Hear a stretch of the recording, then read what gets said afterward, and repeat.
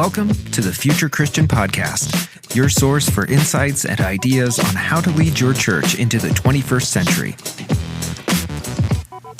At the Future Christian Podcast, we talk to pastors, authors, and other faith leaders for helpful advice and practical wisdom to help you and your community of faith walk boldly into the future. Now, here's your host, Lauren Richmond Jr. Welcome to the Future Christian Podcast. This is Lauren Richmond Jr., and I'm welcoming you to another episode hosted by Martha Tatarnic, featuring guest Michael Graham. Michael Graham is Program Director for the Keller Center. He's also the executive producer and writer of As in Heaven and has written a forthcoming book entitled The Great Dechurching. He received his MDiv at Reformed Theological Seminary in Orlando. He is also a member at Orlando Grace Church. He is married to Sarah and they have 2 kids.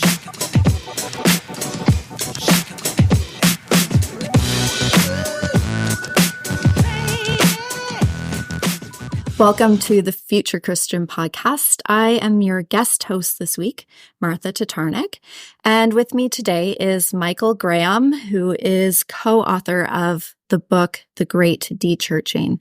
And Michael, welcome to the show. I'm really excited to talk to you about this particular piece of work that you've done. Thank you so much for having us. I'm really excited about this. Thank you. So before we get into talking about the Great Dechurching, we always like to start with just a little bit of background so people know your context and you know what's sort of brought you to this point in your work and ministry. So maybe you could just start off by telling our audience a little bit about the faith tradition in which you grew up. Yeah, so I have a kind of maybe a story that's common for some, hopefully not for many, too many. But yeah, I grew up in the kind of fundamentalist, dispensational Baptistic circles in the United States, particularly in Florida, in Orlando, Florida, where I grew up and still live and work. Yeah, so that was not necessarily, that wasn't a good experience for me. Okay. You know, I was in church quite a bit, you know, Sunday morning, Sunday night, Wednesday night, and, you know, sat under at least 2,000 different unique teaching times before anybody ever actually explained to me what the gospel was. The lion's share of what I kind of grew up with was, yeah, kind of end times charts, you know, really long, complex charts about when Jesus returns and how, and then kind of obsessions with young Earth creationism and humans and dinosaurs living together and all, you know, all that kind of stuff. It doesn't make any sense unless you probably, you know, lived through all of that. But that was kind of what I grew up with. In terms of tradition, now you just kind of called me, you know, broadly in the, you know, Protestant Reformed tradition, and right. Leaning Baptistic, but not Baptist not a Baptist with an uppercase B, just Baptistic. Baptistic. Lots of friends in the Presbyterian and Anglican and Episcopal worlds as well. So, oh, good. Well, being in the Anglican world, I'm glad to hear that.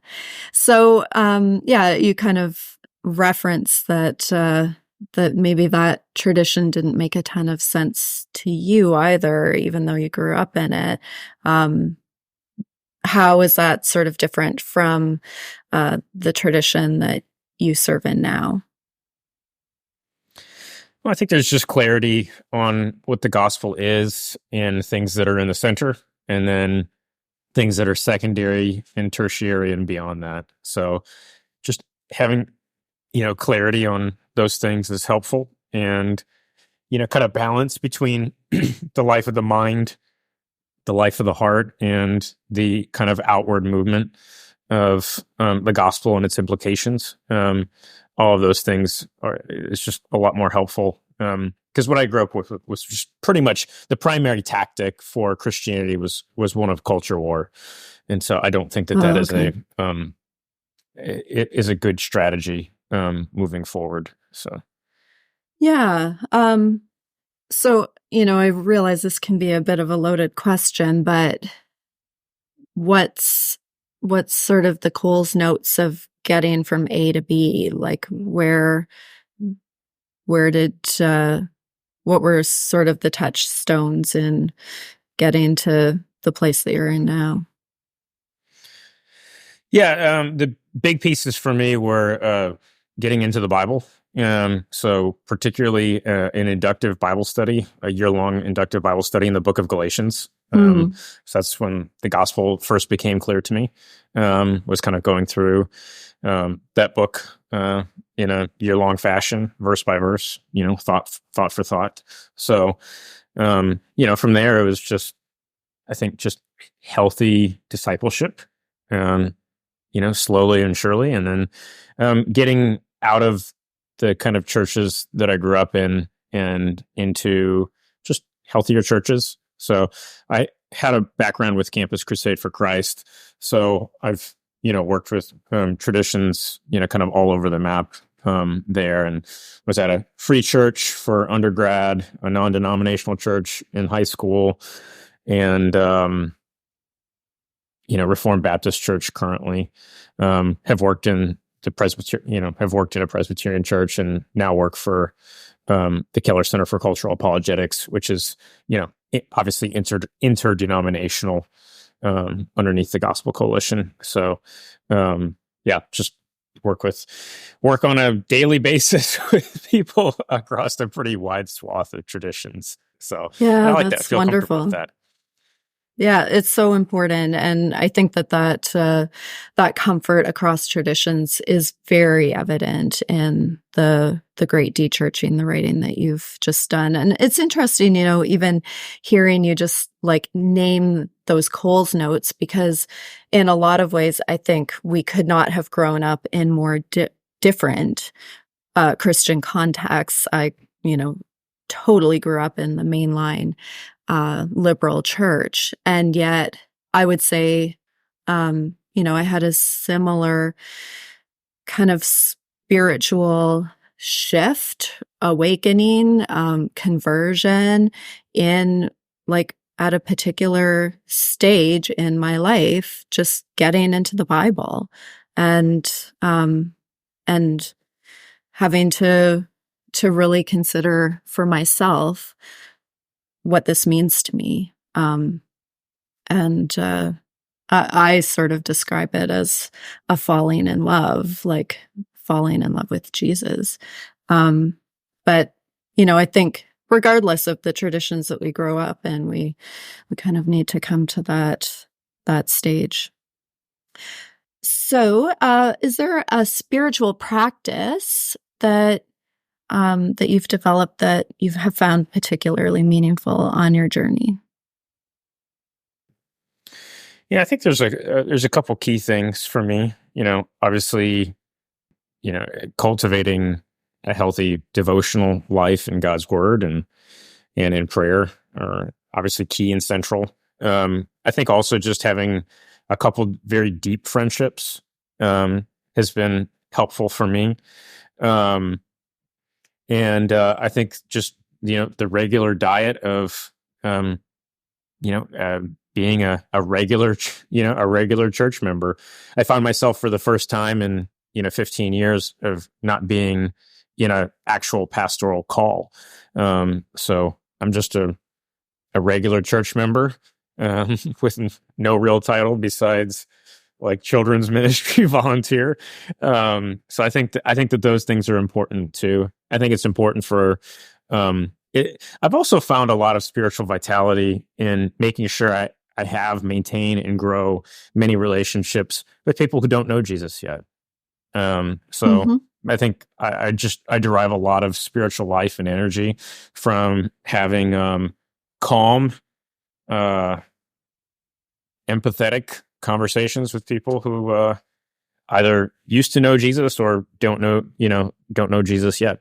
So I think that just kind of all those things. I don't think there's really anything, in terms of like, secret sauce or anything special besides just, word and sacrament and community and just something something of an inner life to the faith, and outward movement into the the people, neighbors and other people who I'm in regular contact with who don't know Jesus yet.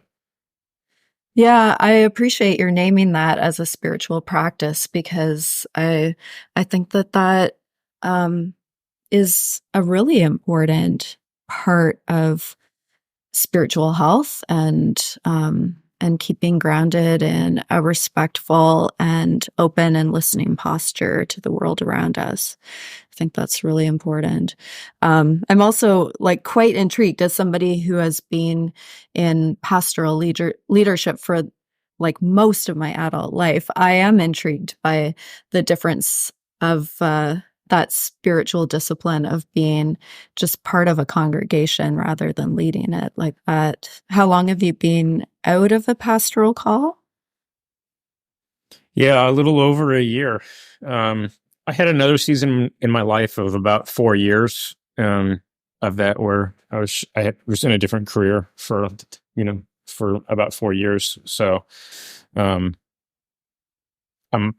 maybe, I don't know if used to it is the right way to frame it, but I have some experience just being a lay person. So yeah, no, it's important. I think it's important to still be at church and really to, as much as possible, never miss. And I think it's also important to volunteer. Yeah, no, I hear you. That's great. Thank you. So, as I noted at the start of our podcast today, we are here to talk about a book that you have co-authored called The Great De-Churching: Who's Leaving, Why They Are Going, and What Will It Take to Bring Them Back. And as I noted, I've been really looking forward to this conversation. I think that what you offer here in terms of the research and then the insights and the pastoral wisdom around the research, I think, is really important for us across Christian denominations. So let's get into the Great De-Churching. Maybe you can just start by telling us a little bit about what led you to this research and this writing. So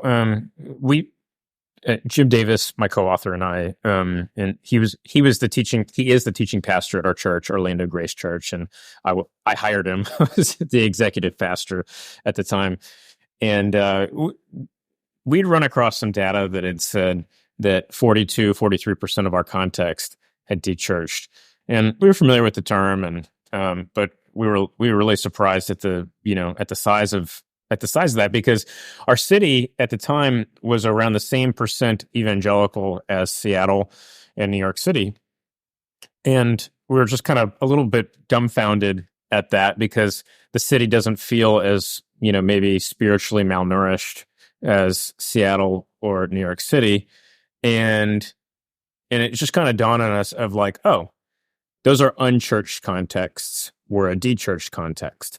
Unchurched meaning, being a technical term for people who have more or less never been regular churchgoers in their life, and Right. de-churched being people who at least used to go regularly on at least a monthly basis for an extended period of their life.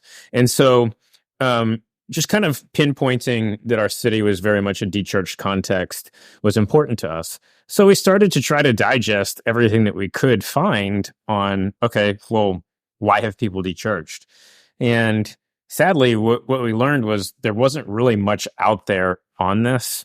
Any of the studies that had been done, many of them were over a decade old. They weren't as granular enough as what we needed to have actionable insights, so that we could make decisions about how we needed to engage with our context or frame our relationship to our city differently, or what do we need to learn?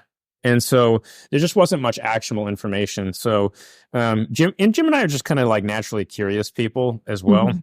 And we also had this podcast called As in Heaven, and we were going to do a whole season on de-churching. but we didn't want to just like kind of like lick our fingers and, throw it up in the air and just like, we wanted to have hard information on, kind of what was going on. Mm-hmm. And we assumed that we would be able to find it, but it just wasn't there. Certainly not at the level of specificity that what you'd need to do a deep dive on something like that. And so, Jim and I went and raised a ton of money to go and conduct our 3-phase study. And so, engaged with about 7,000 adult Americans, and on the 3rd phase of that study, asked about 600 questions each, pertaining to why did you leave evangelical churches, and are you willing to return? If so, on what conditions? Those different kinds of things. So it sounds like a bit of an oh shoot moment. Like you sort of launch yourself into this project assuming that the information is going to be there, and then discover that, oh no, actually you're going to have to do the work in terms of putting this information together. So thank you for doing that, because it does seem like incredibly important research and incredibly important research questions, but definitely expanded the workload of the project that you were undertaking. Yeah, we applied for a bunch of grants too, and we got rejected from all of them. So right. It's okay. We Jim and I have always been pretty decent at support raising, so we probably should have just started there from the beginning. Yeah, save yourself a lot of time and agony, I guess. There were a number of like surprising points for me in reading the book and reading through the research.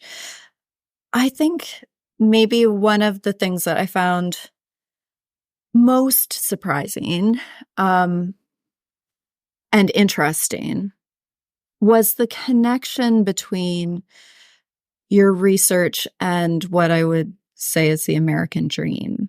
I thought that to a large extent, your research is actually sort of an indictment of the American dream, that there is a connection between the failure of American institutions as a whole to allow people to flourish and the rates at which people are disconnecting from the church. Can you just say a little bit about this connection and whether it surprised you? Yeah, it was very surprising to us, because if the previous narratives that there were about de-churching were really twofold. And the stories that were told before kind of depended a bit upon your information diet. So let's say, you're, in North America and you had an information diet that leaned a little bit to the left. Well, the story that was being told there about why all these people were leaving church was, well, these are, here's a soccer metaphor. These were own goals primarily caused by institutional churches failing in their work. So maybe they were failing in their work through racism, abuse, misogyny, political syncretism, these different kinds of things. And is that taking place? Yes. If you had a kind of a right-leaning information diet, the story that was being told there was one of primarily of secularism, of how it's the culture. And secularism, could look in a number of different ways. It could be political progressivism. It could be the sexual revolution, and it's, in the way that has impacted how we think about sexuality and gender and these different kinds of things. So that's kind of been the story that has been told on, if your information diet leaned a little bit to the right. And so, is that taking place? Is that an impact on this phenomenon? Yes. However, the big story that we learned is a really boring one. And that is that most people left for very pedestrian reasons. And it's really what you alluded to. It's things like the number one reason why people, de-churched is they moved. After that, it's attendance was inconvenient. some kind of change in your family, marriage, divorce, remarriage, birth of a child, those kinds of things. And so what we called these reasons, we called these things in the book casual dechurching. This is kind of unintentional dechurching, as opposed to a different category that we coined. We coined the term dechurched casualties. Dechurched casualties are people who left church highly intentionally, usually because they had one or more negative experiences with either individuals who were, associated with church, or negative experience or bad experiences with the institutional church. And so, in terms of the zooming out to the 40 million adult Americans who have left the church in the last 30 years, 30 of those 40 million, we would say, left casually.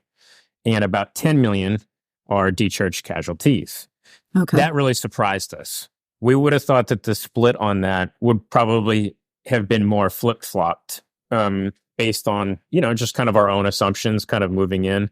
And I wouldn't have thought that just the reasons for dechurching would have been so boring Right. relative to what we saw, in the data. And to your point, it's 100% an indictment on the American dream. No doubt about that. I mean, the certainly the most important factor in why people dechurch, which really just boils down to their habits and rhythms. And their habits and rhythms no longer prioritize gathering together for corporate worship and, sitting under the preaching of the word and sitting under the sacraments and, all of those things. And so it does point to, I think when I think about kind of core idols in the West, I think about power and control, comfort and escape. Power, control, comfort, and escape. I think those first two idols are fight type idols. So, we all have stimuli, and when we start living out of our amygdalas, we either our response is to ramp up or to ramp down. And so, those two, power and control, those are like kind of ramp up idols, and then the going more catatonic is comfort and escape, and those are flight type idols. And so I think that a lot of what I'm seeing here are more basically flight type idolatry, idolatry of the American dream, leading to other forms of comfort and escape. They're just getting people out of the habit and rhythm of going to church. I think the dechurched casualties, I don't necessarily think that there's as much idolatry going on there. Certainly some, depending, if, I had a really bad experience, but I actually want to, disobey God's word in this area here. I want to indulge, this particular thing. Certainly that could be in the mix. But I think many of the people who are dechurched casualties actually left because they had a pretty legitimate bad experience or experiences with individuals and or institutions. So, yeah, I do think it's an indictment on just the American dream in general. Yeah. Well, and, I felt like you really named with compassion and insight that, like, if you're somebody who is struggling to make ends meet and working a multitude of jobs and, again, like sort of failed by the American dream, failed by that idea that you can,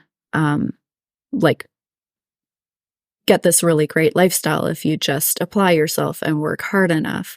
That simply, there isn't a lot of time left over at the end of any given working day.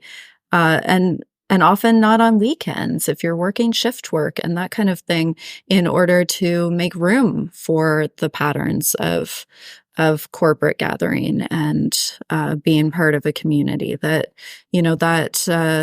that need of just trying to get by can sort of be all consuming in a way that's very isolating. And, that to me calls for kind of corporate solutions, rather than blaming. And again, I thought that you did that really well in making those connections. Yeah, thank you. Yeah, the de-churching as a phenomenon has disproportionately impacted those of lower socioeconomic or lower educational backgrounds for the exact reasons that you've enumerated here.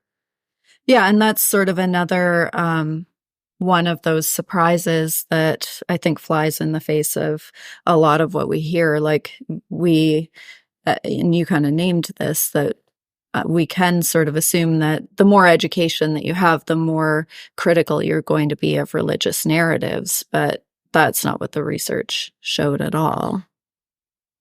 Yeah, and that's wild, Martha, because if you're familiar with secularization thesis inside of sociology, you know that as countries around the world or different people groups around the world, as they modernize and as their GDP goes up per person, the role that religion plays in society unilaterally declines.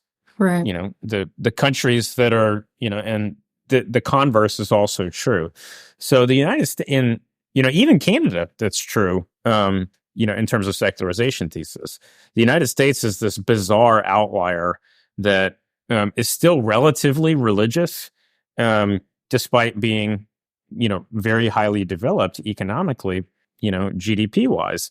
And so, yeah, it is a bit of it is a strange phenomenon to see. So normally, yeah, education and economic development would have an inverse relationship with things like, religion or, going to church and these different kinds of things. However, that just hasn't been the case here. In fact, if you're evangelical, you are only 3% of evangelicals who have gotten graduate degrees go on to de-church.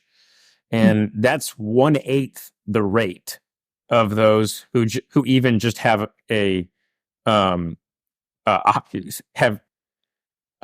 have done some college. Right. And so, with each step of additional education among evangelicals, de-churching really drops off as a phenomenon. So it kind of flies in the face of some of the, kind of the historical boogeyman there of, it's secular education that's kind of taking people away from the church. It really doesn't seem to be the case, even though a lot of people, the lion's share of de-churching does occur between ages 13 and 30, and especially 18 and 30. And so I think that there's just a little bit of oversimplification that went on there of like, oh, well, if people are living between 18 and 30, it's got to be, higher education that's kind of the cause of that. And it really doesn't seem to be that really is the case. I think really it has more to really just kind of the overarching story of just there's a lot of shifts that happen during that time frame, of going from high school to post high school, whether that's college or, a trade, and then moving on from, kind of early trade or, graduating college into, career, into young adulthood. Well, there's a lot of shifts that go on there. You're probably moving a couple times, in that process. A lot of your habits and rhythms are getting, changed and disrupted, at multiple different points. And there's just a lot of off ramps there, that aren't necessarily even intentional off ramps, so. So I think that the educational boogeyman just doesn't seem to be there. Yeah, it gets debunked a bit. I think the fluidity of relationships through those times too gets named very well in your book, because so much of what you talk about in terms of what keeps people in the church and what brings them back is relationships and feeling That's like right. they're not just going alone. Yeah, so let's talk about that divide between casualties and casual dechurching, because I think that that you definitely hold the church accountable across all denominations for the ways in which we have legitimately failed, that there has been lack of faith formation. There have certainly been cases of abuse and neglect in faith communities. And I think that we always need to be held to account for those failings. And we need to put in structures and systems and accountabilities to be better. But in the category of that, like casual dechurching, I think that that it's fair to name that the church isn't necessarily solely responsible for that disconnection that happens. We're sort of working within an overarching system of North American society that is very much driven by assumptions of individualism and capitalist values that don't favor patterns of community. And I think that when you talk about those really boring reasons why people leave church, it sort of boils down to like we live in a society that just really isn't set up to make it easy or favorable for people to be part of community. We're really taught to go it alone and to look after me and my own. That's just sort of the water that we're swimming in. Secularism isn't really the fault of the church, but I think that your book, is clearly written with a pastoral perspective. And so although that might not be our fault, it doesn't mean that we can't respond. So right. Can you just say a little bit about that response? Like, how can we respond to having to go so against the grain of the water that we're swimming in? I think I'm mixing metaphors there, but you know what I'm saying. Yeah. So, we live in this, disenchanted age that's largely downstream from, how secularism has, kind of washed over us. And I think historically it's been easy to see what the secular left looks like, but I think there's an ascendant, particularly in the United States, an ascendant secular right as well. It has a different competing vision that really it certainly doesn't have God at the center of it, as well. Maybe some caricatures there. But I think that some of the answers are really quite boring, as well to these things. I think we have to double down on embodied formation, meaning, it's just important that we be in community with each other.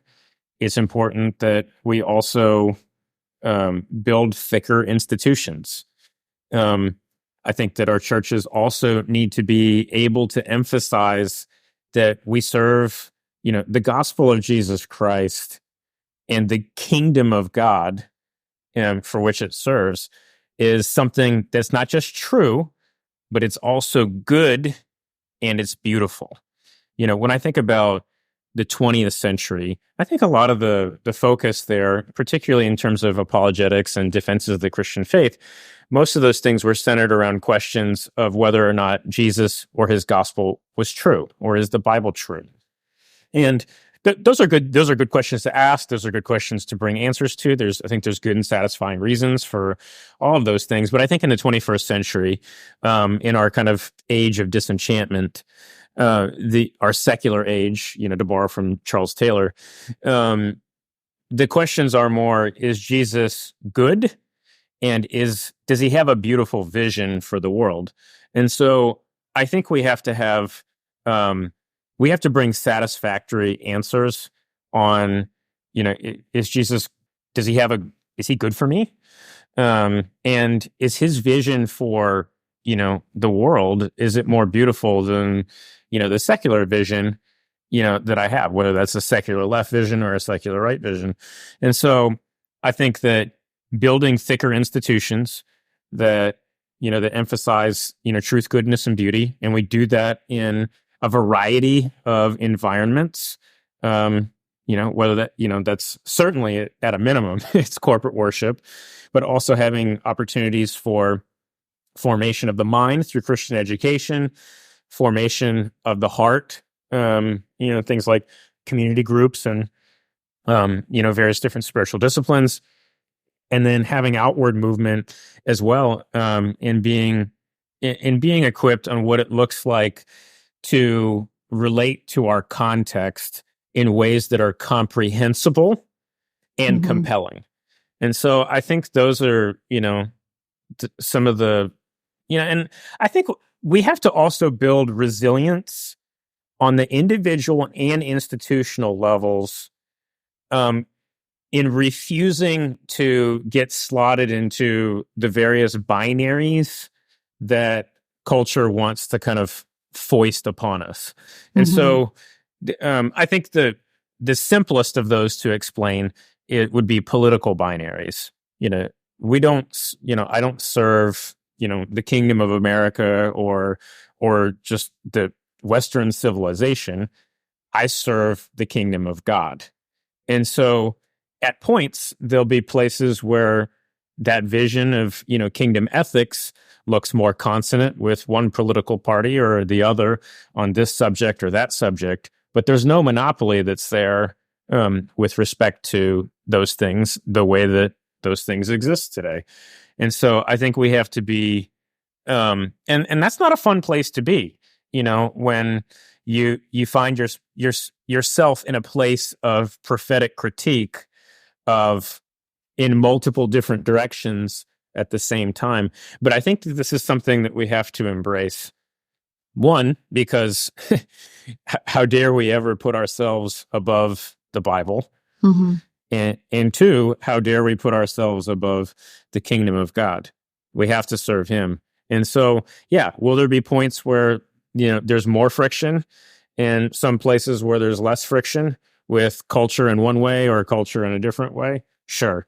But we have to be, to borrow from Trevin Wax, we have to be multi-directional leaders, who are able to kind of walk and chew gum at the same time and say, hey, this thing is a problem here, but you know what? This other thing over here is also, a problem as well. And we have to be okay with not, having multiple different, groups of people a little prickly with us. So not trying to elicit those things. We're not trying to be, to be abrasive. I want to be as, compelling and winsome as possible.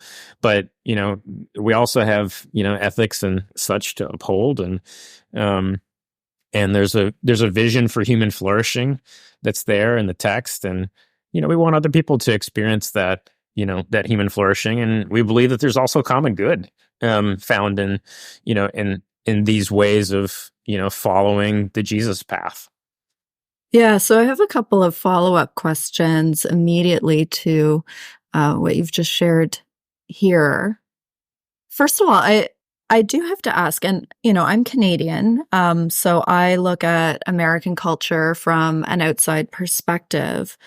But have you received some pushback from certain Christian political factions that, there is some critique in your book of I would say just how mixed up the gospel has gotten into certain political agendas in the United States, and maybe a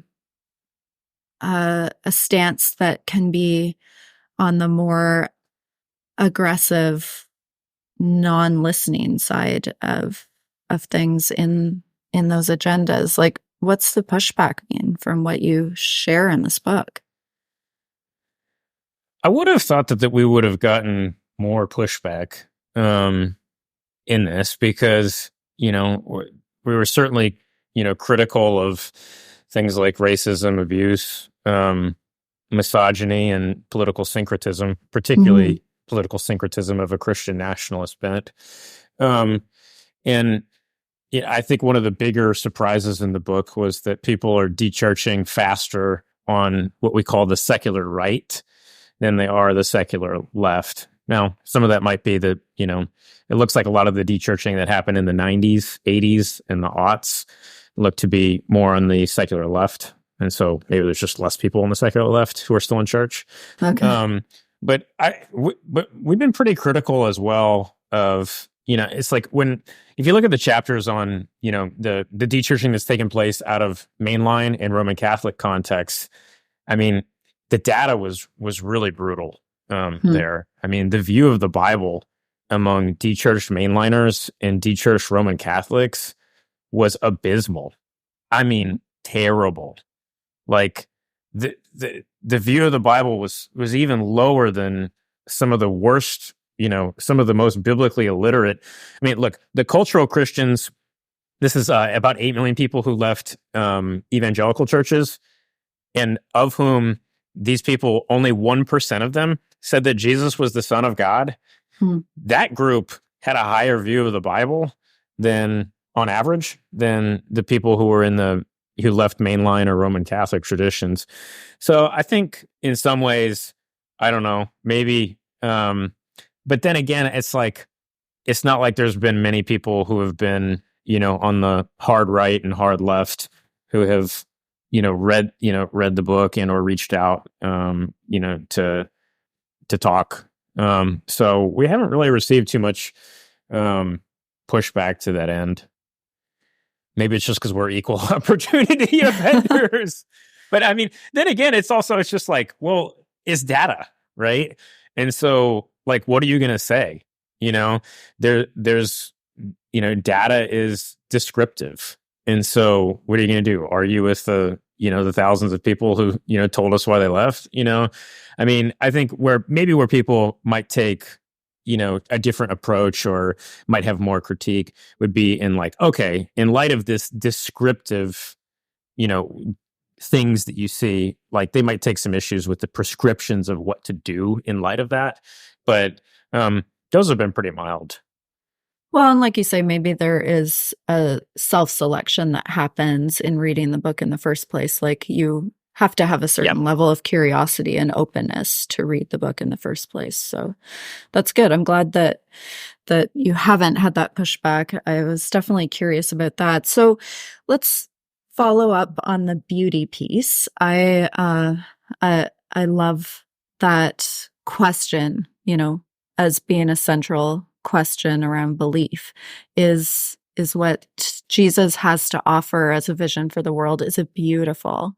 And I think that is connected very much to the question that I would raise and that I continue to raise as I look at decline in the mainline church, as I look at my own work in pastoral leadership. I've written about this question quite extensively myself, but it's a question of like, why does any of this matter?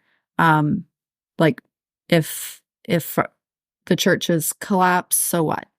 Now, obviously there's a pretty basic answer to that question that centers around the saving of souls. But I'm wondering whether we can just like put a pin in that answer and just unpack a few more of the practical here and now offerings that Christian community, I think, delivers and that are at risk of being lost. And again, I think that is connected to like the vision that Jesus has for this world, like being a beautiful one. Like why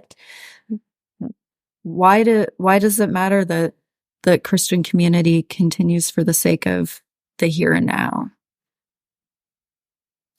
Yeah, so let's say you're listening to this and you're atheist, agnostic, maybe you're de-churched or maybe you've never been churched. Why should I care about this particular phenomenon any more than just a sociological curiosity, or maybe the ways in which it's tangentially related to political power and these different kinds of things? So what I would say to that would be, you should care about this primarily. One major touch point in that would be basically the social safety net. Mm-hmm. Economists, have kind of tried to put quantitative numbers on these kinds of things, and at least in the studies in America, the ballpark is around 40% of the social safety net in our country is related to religious institutions. And so, it isn't just, contrary to maybe the political discourse in America, a lot of the social safety net is coming from, nonprofits and particularly ones that have, religious motivations to them. And so when you think about the kind of shift that we've seen of, 40 million adults, leaving church, that's $1.3 trillion in income that has left the churches. And if you average, the 2.5% giving rates of, households, you're talking, that's $25 billion that just left the social safety net, of our, in our country. And so that's not insignificant. And so, the de-churching phenomenon will certainly have deleterious, negative impacts in terms of people that don't have any connection or care at all about our Mm-hmm. Jesus, the Bible, and the kingdom of God, and why did Jesus live, die, and rise from the dead. So I think those are real reasons to have concern about this particular phenomenon, above and beyond, the kind of salvific aspects to these things. Yeah, it's really something that's on my mind continually in my context in downtown St. Catharines, because we have a significant population of unhoused, food insecure people, and by and large, those who are stepping up to do something about it around housing and around feeding programs are Christians. And I don't think that we understand here in Canada, and probably I'm hearing you say in America as well, just the degree to which society is better for all of us because of people of faith filling in a lot of those gaps around the social safety net. And, I think that you touch on some other components of what being part of a faith community offers that have been pretty well researched at this point, around protective measures in mental health and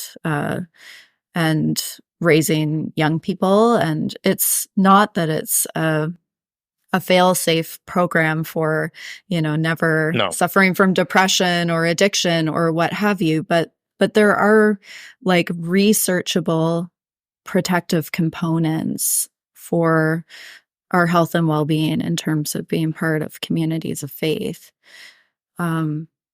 So yeah, I think that, as you say, whether you're a person of faith or not, we really should be concerned about the research around de-churching.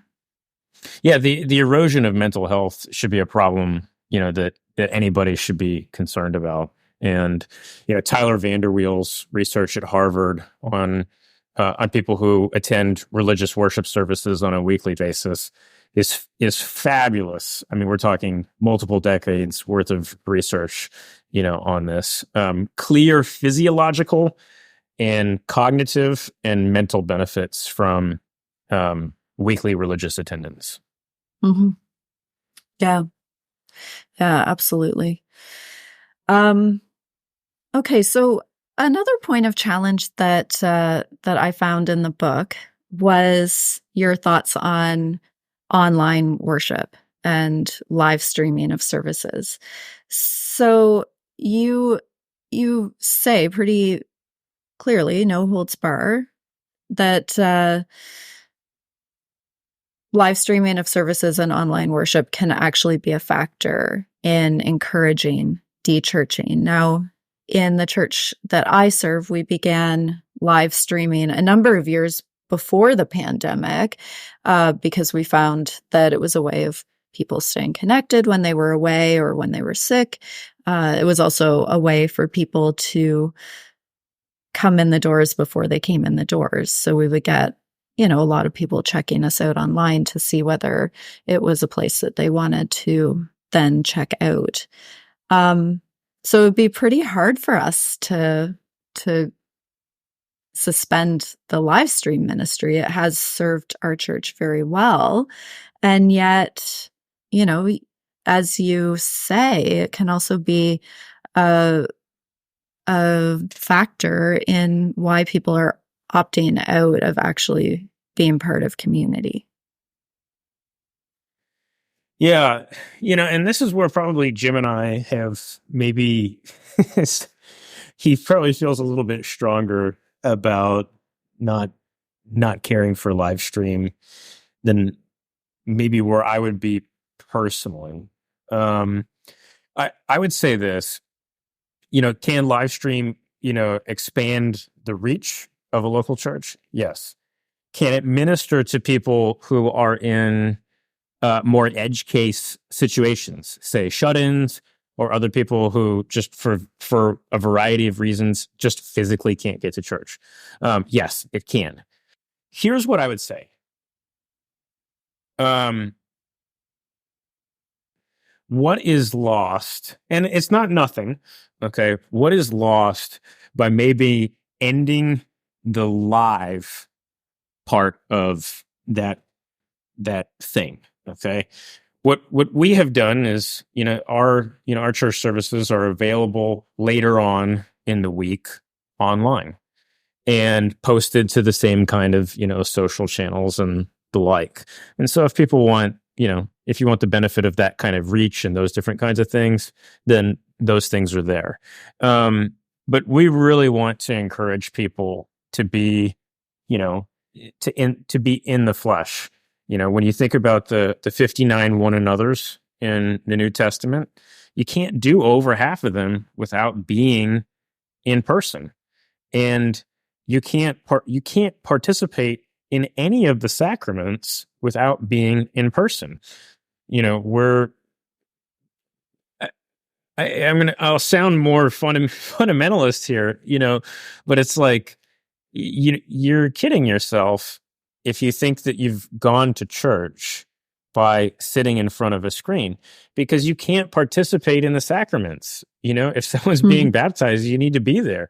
If the Lord's Supper is physical, you need to be there. And it's not the same, even if you're, watching a screen and, eating a cracker and, taking the cup, it's just not the same. It's not the same. There's a metaphysics of presence that is very difficult for me to just kind of pinpoint and say, oh, there it is. There it is. The metaphysics of presence. It's just, it's over there. It's in that chair. You can go touch it. No, it's not like that, but there's just something that's different on, and even if this technology that, we're talking on this, through this technology, but this is different than if you and I were sitting down at a table, face to face. We're kidding ourselves if we think that those things are the same thing. And really, between the sacraments and the one another's, I can't get around the value that's there in terms of, the gathered church, the ecclesia, in that, you're not gathered if you're not physically present. Is there spiritual benefit that's going on there? Yeah, sure. I don't want to downplay or, underplay that, but I'm not fully convinced on the reach and, edge case type arguments for continuing those things in a live fashion. Still happy to put a lot of stuff on, online, but I would just prefer that people, be able to end those things and come do this live in the flesh. Yeah, I think that's fair. One of my observations, especially as we were reopening after the pandemic, and that reopening has been an ongoing process, in terms of people's comfort level in coming back to in-person gatherings after all of the fear and isolation of the pandemic. My observation is that in so many cases, like, people sort of forgot what they were missing, like you do get into a routine where sitting in front of a screen is for a long time, especially here in Ontario, like, that was the only option in terms of being able to attend church. And so you almost get like rewired toward feeling like this is it. And you forget about the particular energy and offering of having your senses engaged and, being in that incarnational space with people. So, I was challenged by what you said, because I heard a lot of truth in what you were saying. Yeah. I think the other challenge for me on that front is also just like my kids are 5 and 6, so it's like, oh, if I put like live stream, live streaming during COVID was like, I feel like it captured their attention for like 2 or 3 weeks, Yeah. and even at that, it was like, they're super wiggly and whatnot. And it's like, okay, well, if they're doing that, like, they're not getting much spiritual benefit out of it. And then, like, how much of my like thought life is now focused on like, them trying to get them to pay attention to this thing versus like my own, it's just like, I don't know. It just doesn't work for me. Yeah. Yeah. No, I hear you. Yeah. I think that in your book, there's a lot about what you share and what the research tells us that feels really hopeful.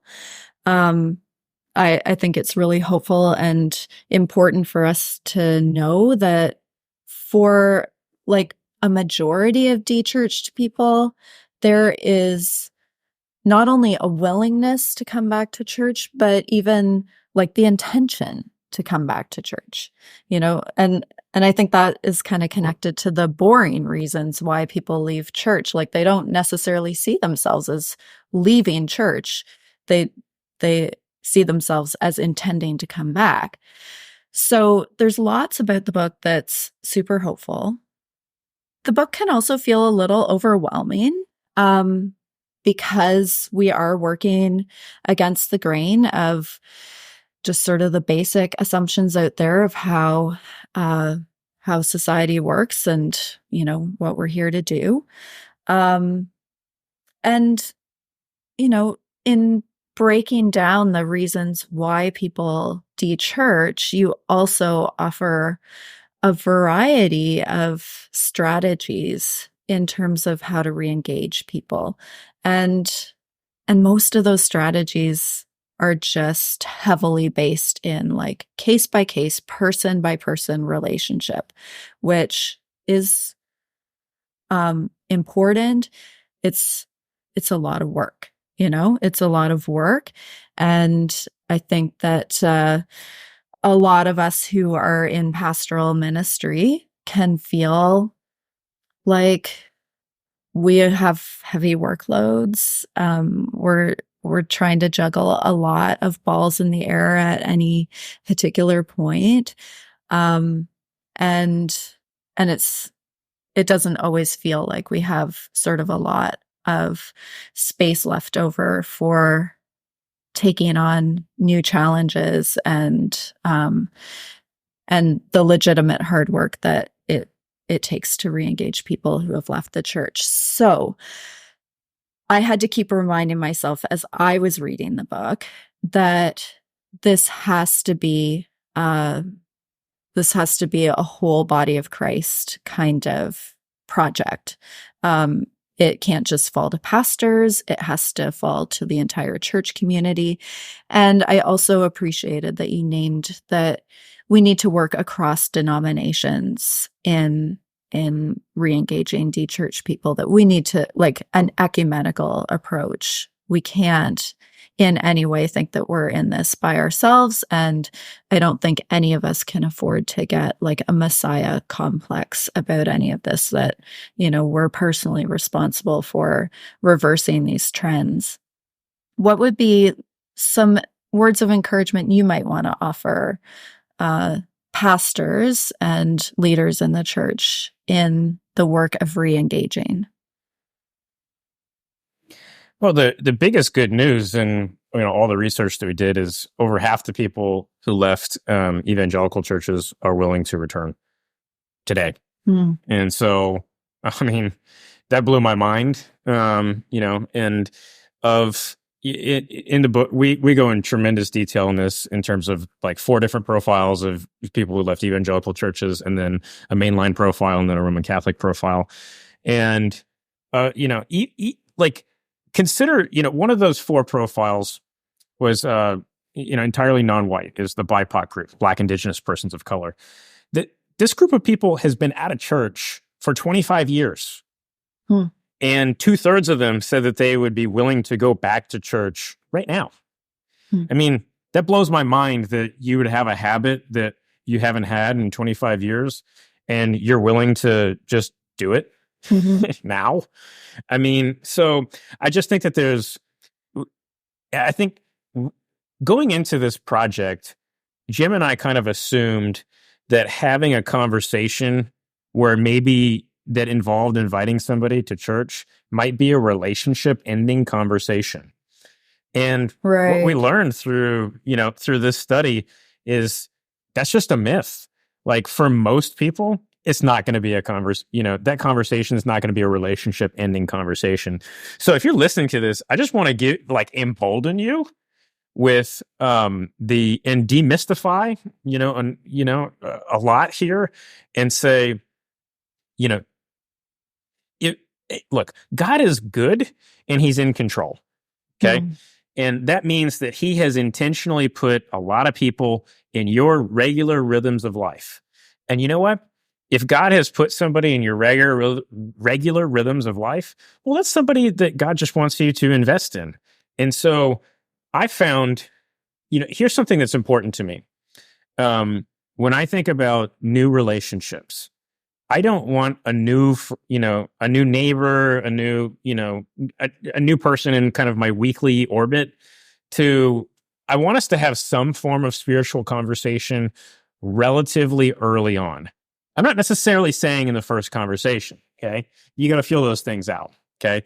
When I think about conversations, I think about the acronym FORD: family, occupation, relationships, and dreams. Family, occupation, relationships, and dreams. I think each one of the, when you're getting to know other people, those are kind of you're typically starting with family, talking about work, talking about other key relationships, and then talking about, just kind of, wants, big desires, dreams, those different kinds of things. And so somewhere in between, the family, occupation and relationships, I'll insert this one question, and feel free to just steal this. And I think it's a relatively non-threatening question, and here it is. This question has never gone poorly for me. And so here's the question. Are you a person of faith? It's simple. It's non-threatening.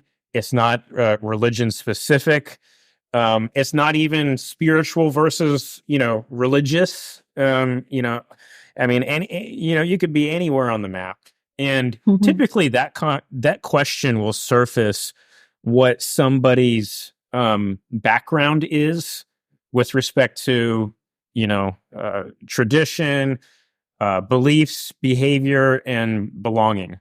So that's a question that is just kind of a go-to question, for me. And I want people to know that I care about that part of the human condition.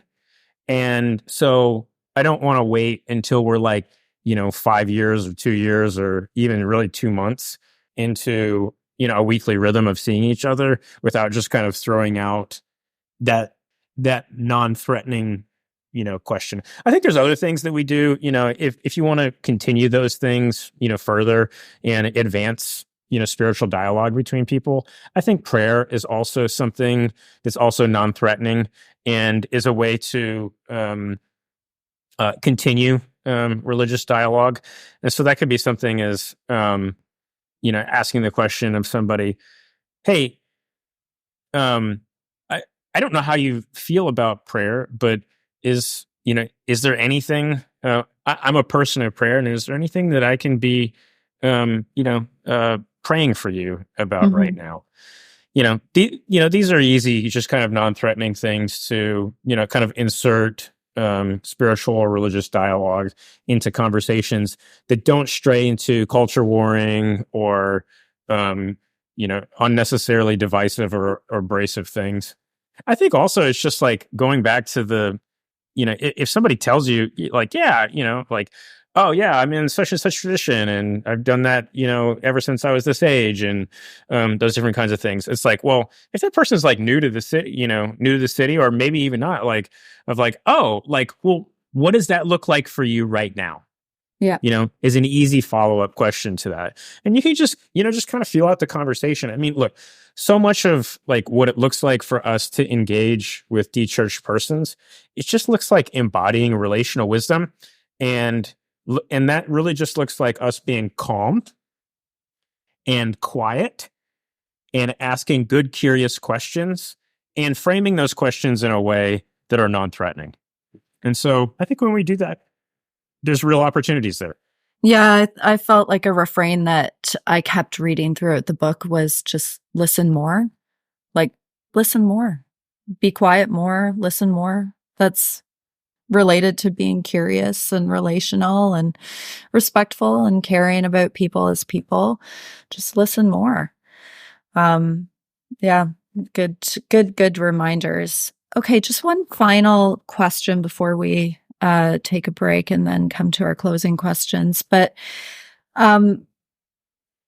you have a great chapter about all of the upsides to being a church in exile, like being a church that is out of the mainstream, working against the grain. Can you just offer a word of encouragement about being that church now? Yeah. So if you look at, throughout church history, and and you go all the way back to, the Old Testament people of God. I mean, an exilic posture, being out of power, out of the, or even physically out of the promised land, that has been more the norm. More the norm. Yep. Throughout. Totally. Yeah. And so, yeah, I think we're in a bizarre place where at least, for parts of the 20th century or, even the majority of the 20th century, being more at the top of the power pyramid which is more of the exception than the rule, has got us thinking a little weird about the way in which the church and world, kind of the posture between those two things. And so it's not like I'm over here wanting to just, not vote or, concede or give up, throw my hands up against, the culture and society, or say, well, I don't care about the common good. I do care about all those things. I do have thoughts, on, to that end. I do think that there are certain things that we can do in society that lead to greater flourishing. And there's things that we can do that would lead to, things that I wouldn't describe as flourishing. And so I don't think that embracing an exilic posture means, kind of monasticism and retreating from all kind of cultural engagement or cultural life. But I think what it does mean is we are okay if not necessarily having our hands on all of the levers of power, and we are okay embracing the street level good works. In other words, just making a difference, particularly at the local level. So that's what I want, that's what I want to say just in terms of about embracing an exilic posture, is making sure that we have good strategies and tactics about the ways in which we relate to people and the way in which we relate to society. Yeah, I think that there's just a lot of grace in that nuance that you're offering, that certainly this matters. Like, engaging with people who have become disconnected from the life of the community of faith, it matters. It matters for all of the reasons that we named. We're not saying that it doesn't matter, but also, you're naming the reality that there are very much, there's blessings, there's grace, there's connection to be found in having our hands taken off those levers of power, as you say. So yeah, thanks for that nuance. Okay, we're going to take a break and come back with some closing rapid fire questions.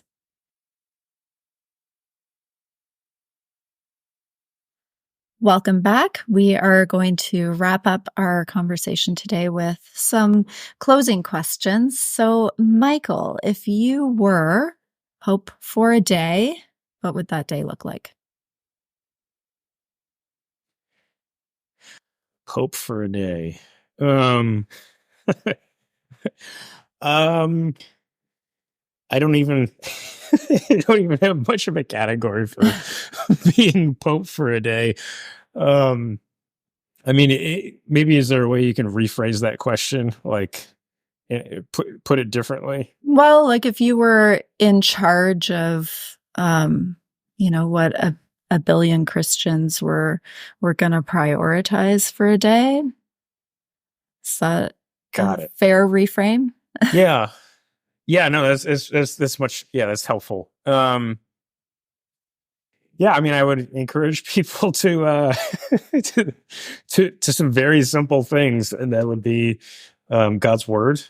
I would point them to their reliance on God through prayer. I would point them to the importance of a Christian community, and I would point them towards particularly embodied Christian community, and I would point them towards having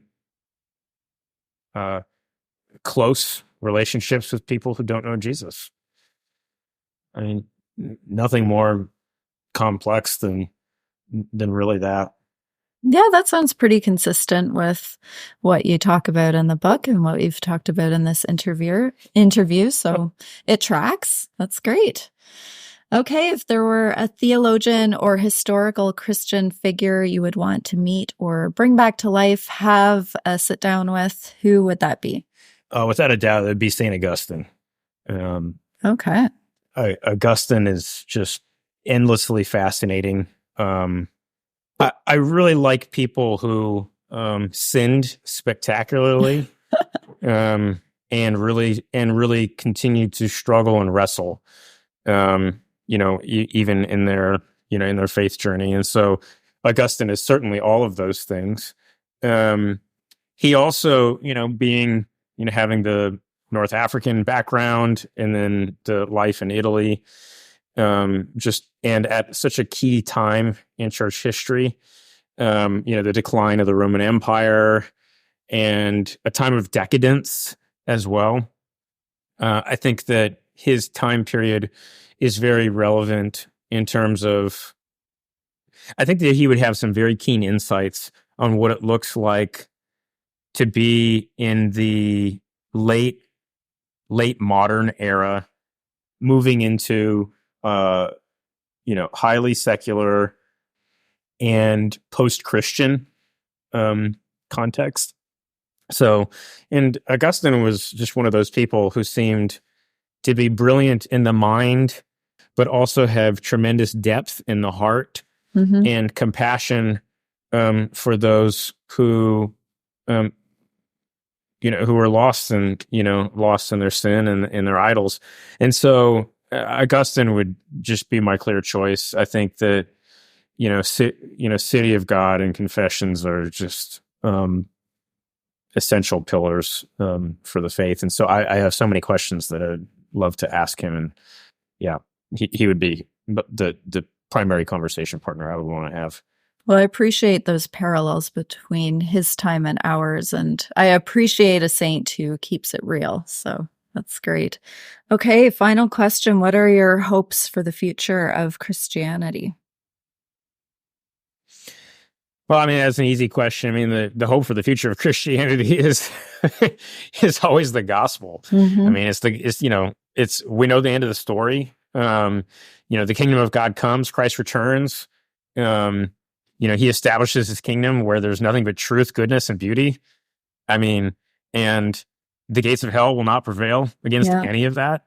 And so that's the hope, in all of these things. I don't necessarily have to have major hope in terms of like the church in the West, whether that's continental Europe, the UK, Canada, or, United States or North America. I think that we have some real challenges in the West. So I do look to the global South and the church in the global East as being also tremendously bright points.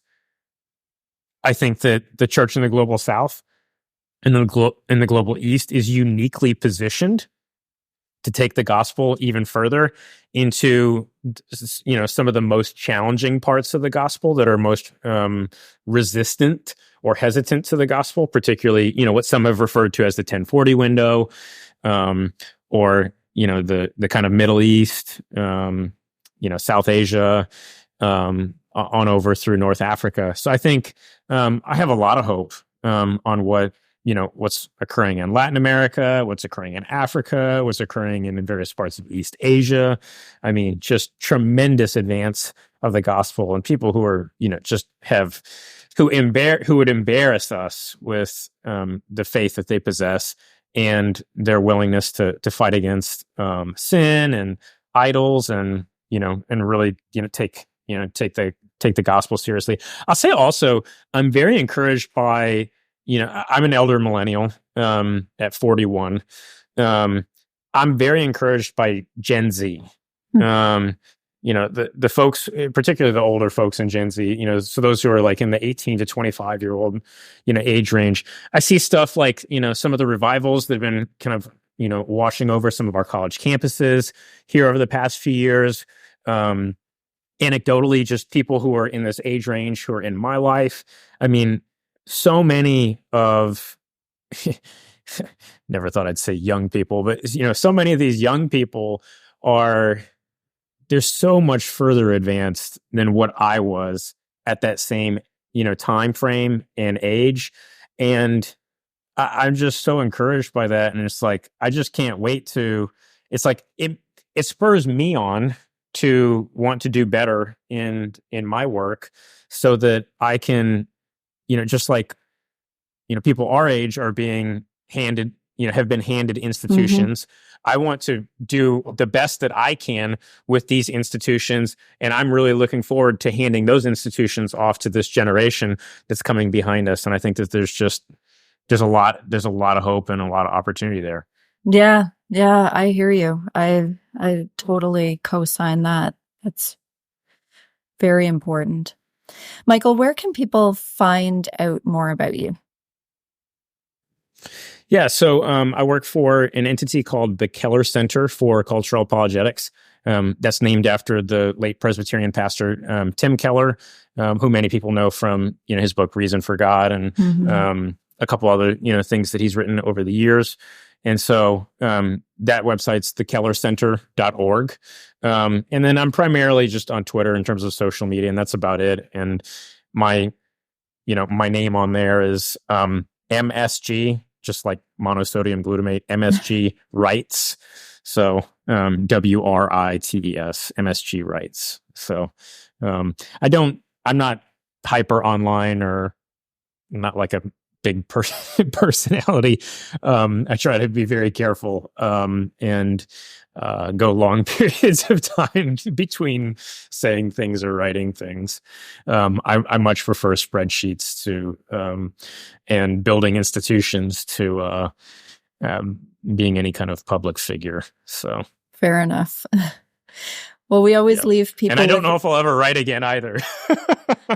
Well, it might be like having a baby. You sort of think never again, and then you forget. There you go. Suddenly you're back into it. We always leave people with a word of peace. So may the peace of God be with you, Michael. Thank you. And also with you. Thanks for joining us on the Future Christian Podcast. To learn more about Lauren or the podcast, visit future-christian.com. One more thing before you go. Do us a favor and subscribe to the podcast. And if you're feeling especially generous, leave a review. It really helps us get the word out to more people about the podcast. The Future Christian Podcast is a production of Torn Curtain Arts and Resonate Media. Our episodes were mixed by Danny Burton, and the production support is provided by Paul Romig-Levitt. Thanks, and go in peace.